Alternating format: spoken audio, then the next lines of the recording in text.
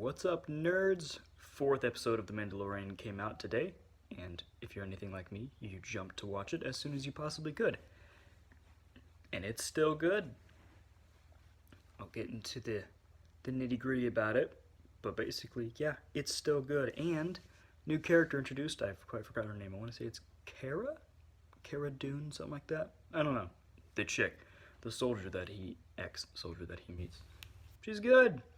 It's almost like it's possible to have a good, strong female character that doesn't get on everyone's freaking nerves, as long as they're well written and believable. So I'm going to start off with talking about her, and then I'll talk about the episode as a whole. So, as everyone knows, according to Disney, to Star Wars, Kathleen Kennedy in particular, and just all of that, the reason that people don't like the Disney trilogy and stuff like Charlie's Angels is because men just don't like strong women. We don't. We can't, we're threatened by them.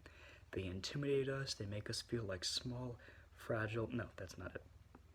What we don't like is when we're given crap characters with very little character development that never have to suffer through anything, that never learn anything, and that are just unbelievable in their abilities, and how easily it comes to them, and B, they just don't look imposing enough. Captain Marvel, Brie Larson, she did not get all buffed up like she should have been. She put all that workout stuff out there. Good for you. You can push a Jeep. I'm sure it was probably in neutral, so that's not that hard. But the chick that plays this new soldier that the Mandalorian meets in episode 4, she is either an ex-MMA fighter or still fights. I'm not exactly sure about that. It's the same lady that played Angel Dust, I think that was her name, in the first Deadpool movie. The one that Colossus was beaten up on towards the end of it. Rosie O'Donnell, I believe is what Deadpool called her. Very nice. And, yeah, I can take her seriously. She's not the best actress in the world. She's new, so I'll give her credit. Dwayne Johnson wasn't great when he started. But I can take her character seriously. They said that she was like an ex-Imperial shock trooper or something like that. I'm like, okay, cool. She used to be a soldier. I can see it. It doesn't seem far-fetched because she's not this petite little weenie. She's pretty muscular. She's pretty built. I would not mess with her. And not just is she built, but she's intimidating. She has presence. She has that, I don't want to say fear factor, but it's like I look at her and I'm like, okay, yeah, I don't want to mess with this chick because she knows what's up. She could kick my butt because she's an MMA fighter. But anyway, so we don't know much about her backstory yet, and there's not like a ton of character development, but we learn a little bit about what was going on. She's a soldier through and through.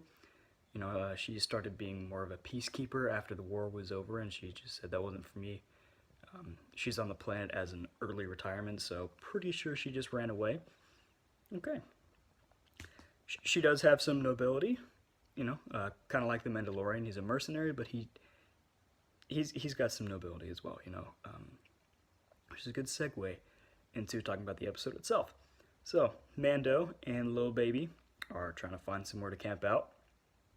And they stumble across this planet, I think it's called Sargon. Just a little farmer planet, small population. And they're being raided by these douchebags that have their hands on an Imperial walker, the chicken walker, the ETST.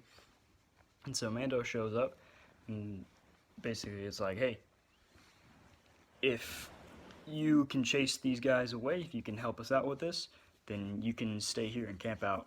Because after everything that happened in episode 3, Mando needs to lay low for a while. So he says okay. Chica helps him out. And I got a very serious Clone Wars throwback to the one episode where, Obi-Wan, Anakin, and Ahsoka were with the bounty hunters on that planet with the little lizard people. I'm talking about? Hondo shows up at the end. This effort is no longer profitable. Whatever, Embo was in it, I love Embo. But the same kind of thing of these weak farmers that are being raided, and it's unfair, they don't know what to do. And so the mercenaries volunteer to train them to learn how to fight themselves. Not not fight themselves, but learn how to, you know what I mean. So, you know, they teach them how to fight with sticks and whatnot, and one lady, who the Mando's kind of, I don't know, about, for some reason can shoot really well. They don't explain that, which is a little disappointing because I was interested to know about that. But it was a cool little training montage. Mando pulled out a huge chest, several, full of guns, gave her a Relby V10 and whatnot. They go and Mando and the girl, I keep forgetting her name, so I'm just going to call her the woman, really. She's a girl woman. They go and begin the firefight, and after they get the attention of the raiders, the glowing red eyes appear of an AT-ST as it slowly rises up, and it's super freaking intimidating, and it was some good cinematography. And then, I'm not going to bog you down with the details, but that looks super cool. Long fight goes on. Big surprise, they win. Woo! Baby Yoda is very happy there with the kids. Mando is about to leave the kid there and go fly away when Bounty Hunter shows up and tries to kill the baby. So Mando's like, nah, I gotta take him, we gotta go. And so now they're flying away, and he left the chick behind. Not sure if she'll be a recurring character. I don't know. But yeah, it was a good episode. I still think episode 3 so far is the highlight. But it was a fun episode. Mando almost took his helmet off. They made a big deal about talking about that if they take it off in front of someone, they can't put it back on. Which is interesting. I guess their Mandalorian ideals, you know, this is the way, is different than a lot of the stuff that we've seen so far, like in the Clone Wars and in Star Wars Rebels and that kind of thing. So I don't know if it's kind of a different sect, a different ideology of Mandalorianism. But it's interesting, it's cool. Even though I want to see his face. Like, I know what the actor looks like, but still, it's just like the idea. We don't know his name, we don't know his face. And we have a strong female character in it. She's not the lead, so I'm sorry that this is still a show focused on a man, and I'm so sexist for enjoying that.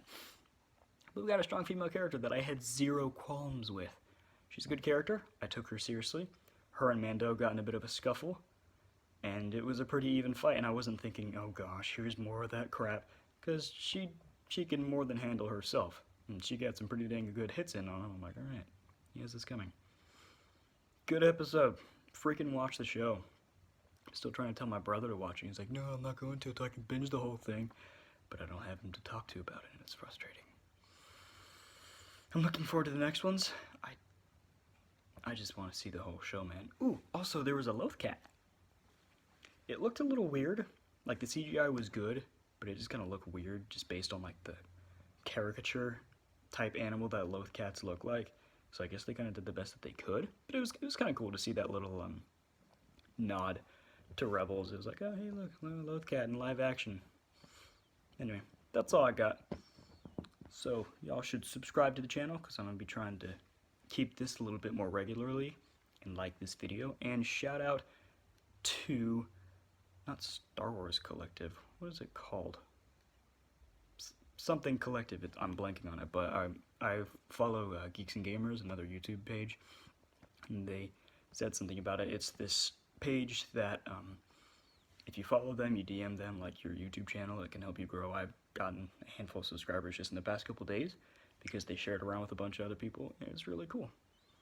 So yeah, like, subscribe, check that out. I will find their name and put it in the description so that I'm giving them the credit that is due, and I will catch y'all later.